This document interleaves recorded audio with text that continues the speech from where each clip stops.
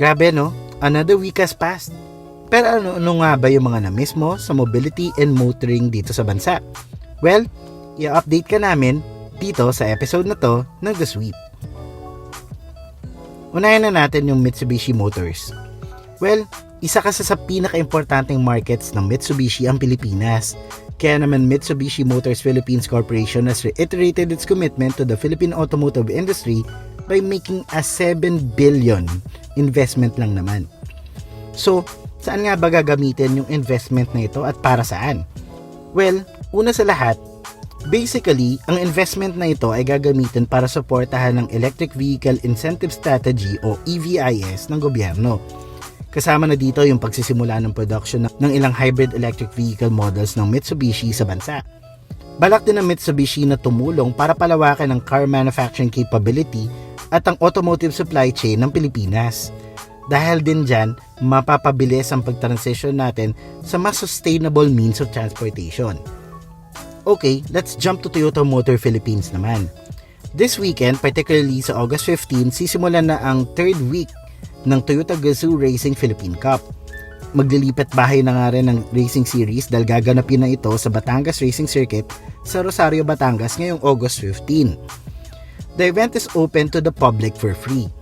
Pwede nyo mapanood yung mga karera sa iba't ibang classes gaya ng Sporting, Super Sporting at Legacy class para sa Vios One Make Race. Meron pang isang race na exciting at kakaiba yung Tamaraw One Make Race. Pero hindi lang ito basta karera kasi in the event, TMP will be using, more sustainable fuels gaya ng 20% bioethanol blend gasoline for the Vios OMR, habang 5% cocoa biodiesel blend naman ang gagamitin para sa Tamaraw OMR. Kung di mo naman kayang pumunta sa Batangas, don't worry. Mapapanood mo naman ang mga karera sa TGR Philippine Cup Race Weekend 3 sa Facebook page ng Toyota Gazoo Racing Philippines. Talo naman tayo sa Hyundai Motor Philippines. Nilaunch ng HMPH ang Game On promo para sa mga piling sasakyan nila. Kasama dito yung Elantra, Santa Fe, Stargazer, Venue at Creta. Mula August 8 hanggang 31, if you buy any of those vehicles, you may get exclusive discounts at fuel rebates. Magkano nga ba to? Well, for example, para sa Santa Fe, you can get up to 800,000 pesos in cash savings at up to 50,000 pesos in fuel rebates. Grabe, no? Sa Stargazer naman, may cash savings na hanggang 170,000 pesos at fuel rebates up to 20,000 pesos. Sa Creta naman, may 120,000 pesos cash savings, habang sa Venue Crossover, up to 90,000 pesos in cash savings ang pwede mong makuha. Kasama rin nga sa promo ang Elantra na available with up to 170,000 pesos in cash savings at 10,000 naman para sa fuel rebates. So if you're eyeing any of these Hyundai models, ito na yung best time to buy one. Punta na sa pinakamalapit na Hyundai dealership sa'yo. For more information, you can click on this link. Okay, next naman natin ang Honda Cars Philippines. Alam naman natin na nung nakaraang 2 linggo, marami talagang naapektuhan at nasiraan ang sasakyan dahil sa walang tigil na pag-ulan at pagbaha. Dala nila bagyong Luis, Maymay at ng habagat. So, Honda Cars Philippines is extending a helping hand. Kung isa kang Honda vehicle owner at na-damage yung sasakyan mo dahil na nga sa sama ng panahon, malaking tulong ang Honda Helps program ng Honda Cars Philippines. Para makabawas sa bigat ng gastos sa pagpapagawa ng sasakyan mo, magbibigay ng up to 30% discount ng HCPI para sa ilang piling spare parts.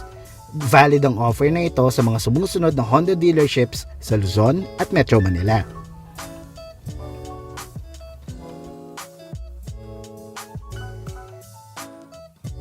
Grabe, great job ka doon Honda Cars Philippines. Okay, balik tayo sa Toyota. Ngayong August, sinimulan naman ng Toyota Motor Philippines ang August Drive deals nila na may cash discounts for certain models. Kasama dito yung Active HEV, Zenix Q HEV, yung Wigo G, Fortuner Q, yung previous generation models ng Hilux, Vios XLE, Toyota Corolla Cross GHEV, yung Veloz V, at yung Tamaraw FX Diesel Manual Transmission. Yung discount starts at 30,000 pesos at up to 100,000 pesos depende kung anong model yung bibilin mo. Bukod pa dyan, meron ding free periodic maintenance service, exclusive service discount vouchers, o free 1-year comprehensive insurance coverage, depende sa model na kukunin mo. Kung magte-trade-in ka naman, you can get up to 30,000 pesos trade-in rebate na pwede mong gawing cash discount o ipangbili ng Toyota Genuine Accessories. All vehicles sold will be covered by a 5-year warranty period. Toyota's August Drive deals runs from August 1 to 31, 2026 per DTI Fair Trade Permit number FTEB-264988 series of 2026. For more information about this offer, yung iba pang deals nila, o mag-set ng test drive para sa gusto mong Toyota model, punta na sa pinakamalapit na dealership sa'yo. Para din updated ka sa pinakabagong products, services o promos, mag-follow na sa Toyota Motor Philippines sa kanilang mga social media accounts sa Facebook, Instagram at X. Pwede ka rin sumali sa Toyota PH Community sa Viber. Okay, balik tayo sa Hyundai. Alam mo ba na pwede kang makatulong sa underprivileged children by just having your Hyundai vehicle undergo periodic maintenance services sa mga authorized dealerships? Ibinabalik kasi ng Hyundai Motor Philippines sa pakikipagtulungan sa Good Neighbors International ang Service with the Heart promo. So, mula August 15 hanggang September 30, 2026, sa bawat PMS na ipagagawa mo sa authorized Hyundai Service Centers, tutumbasan niya ng Hyundai Motor Philippines ng 150 pesos donation para sa pag-rebuild ng isang school library at reading area sa Maasin Community Elementary School sa Capas, Tarlac. Sa school na ito nag-aaral yung mga anak ng ilang indigenous peoples, partikular na ilang ETA communities.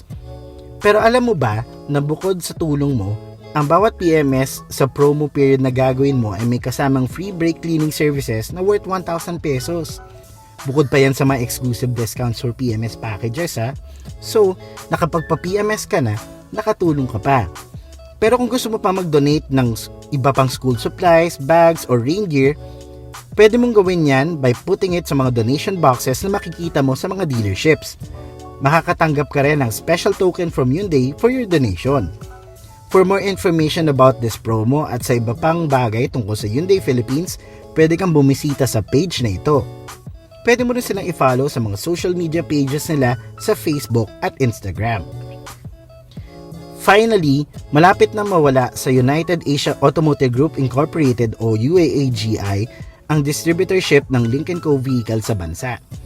UAAGI kasi yung nagdala ng brand na to sa Pilipinas mula pa noong March 2024. Matatapos yung distributorship rights ng UAAGI sa Lynk & Co this September 1, 2026. So, ano nga ba mangyayari? Well, meron kasing global strategy yung Geely na tinatawag nilang One Geely. Lynk & Co kasi is just one of the many brands under the Geely Group. So, sa strategy na ito, gusto nilang i-streamline yung sales network nila at basically, yung mga brands ng Geely ay i-operate ng mga representatives nila in whatever country they're operating. In this case, sa Geely Motor Philippines Corporation.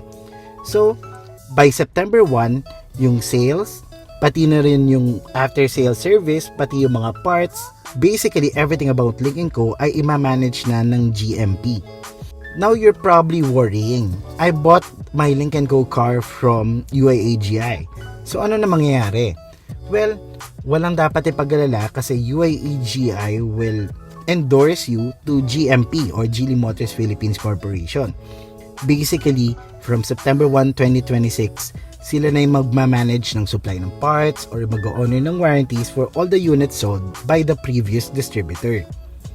For UAAGI naman, nagpasalamat sila sa kanilang mga dealer partners, sa media, at sa mga customers lalo dahil sa naging success ng Lynk & Co sa bansa. Kahit nga magtatapos na yung distributorship nila para sa Lynk & Co, patuloy naman daw yung mission ng UAAGI through its other brands na magatid ng automotive solutions at dependable service sa mga customers nila. With the One Geely strategy, mapapaisip ka, ano kaya yung mangyayari sa iba pang brands ng Geely na nasa Pilipinas na kagaya ng Zeekr at yung isa pang brand na hawak ng UAAGI na Radar? Well, all that we can do now is wait and see. So yan na yung mga storya sa mobility and motoring dito sa bansa for the last week. If you want more of these, stay tuned kasi next week we'll upload another episode basically compiling all the big stories of the week sa local automotive scene. If you like this video, baka naman pwede maglambing na paki-like and share yung video. Sana din, i-follow mo kami sa social media accounts namin sa Facebook, Instagram at TikTok. And finally, sana mag-subscribe ka na din sa YouTube channel namin, please. So yan muna yung latest sa automotive scene sa Pilipinas nitong nakaraang linggo. So, bye for now and see you guys in the next one. Thank you!